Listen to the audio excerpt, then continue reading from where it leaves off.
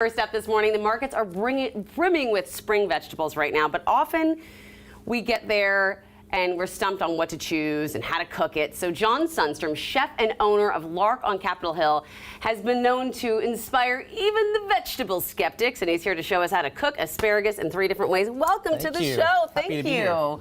I love asparagus. Good. Well, this is the time to eat it. Well, oh, that's good to know. Yeah.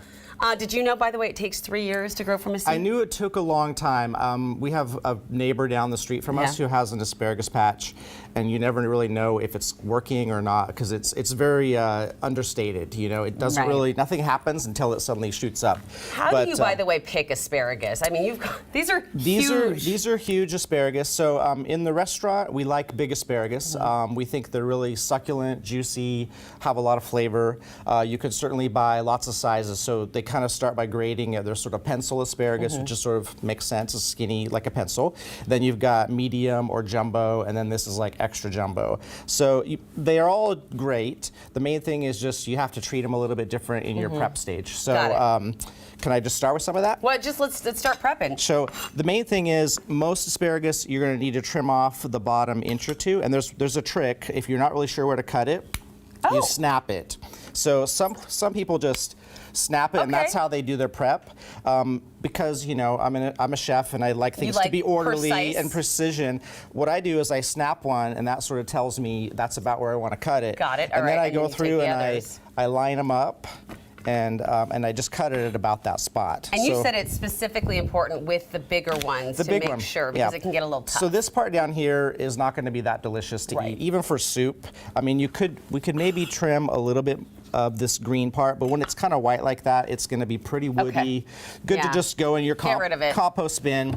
See you later. And then what we'll do is we'll trim a little bit more like that, and that's going to go into our soup. So it's good to have something for your leftovers. So if you either have too much asparagus from dinner, or you just want to make this asparagus soup, just use the bottom part and save the top part for eating. Got it.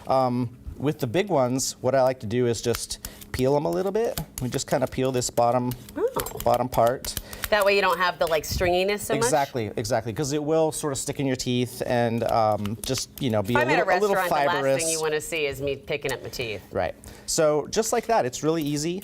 I like this peeler is great because it's not super sharp. Yeah, it's actually. If you have like a really fancy $20 peeler, they're so sharp sometimes you'll cut yourself. You know what? This is the thing about peeling. They give me the EBGBs. A mandolin, a peeler, I just don't like it. You got to watch yourself. But if it's a really sharp and heavy-duty peeler, it might cut too deep and you'll waste a lot of the material. So pretty much that's what we do for our prep stage. And so we're prepping this for asparagus la plancha? A la plancha. So a la plancha just means griddled basically in Spanish. So if you have, you know, your little griddle on your stove, just like you're going to cook pancakes on, you know, you can use it for a lot more than pancakes. So I love the technique. If you don't have one of those, you can just do it in a pan. So we're just actually going to do it in a pan just so you can kind of see. I don't know that we're going to get the butter up to burn enough. Oh, that's all right. We did the butter ahead of time. We'll just do this with some olive oil, so we'll let that get hot for a moment. That's good to know that you can do it with brown butter, though, right? Exactly. Yeah. I love brown butter. We basically have 3 recipes that we'll have for you today, and the first one is this dish here, the a la plancha with a ROMESCO sauce, and that's basically red pepper and hazelnut sauce, and kind of again Spanish flavors. I like it. Brown butter with a little bit of lemon is super simple. So really, and we'll try to brown some butter so you can see what's going on. But the idea is just you cook that butter until it gets foamy, and then you see those little brown specks. Right, and it starts to smell really nutty. It smells really good. This is taking a minute, but you get a ton of flavor. So the sauce, the ROMESCO. Should we do that? Sure, let's try that. So you can I just step on this side of you? Put that into a food processor or your Vitamix. Food processor, blender. I think a blender works a little better. It'll get a little smoother, but if a food processor is what you got, that's totally okay. All right. So we're just gonna crack a garlic clove, throw that in there. All right. These are piquillo peppers, which is again a Spanish pepper. You could roast your own red peppers if you like. Yeah. Just throw those in there. I like it. Some hazelnuts, just again, Northwest. What I love to do at Lark is sort of combine the best of the Northwest. And so, you know, asparagus grows in the Yakima Valley. I can help you too. Oh, sure, we'll throw that in there.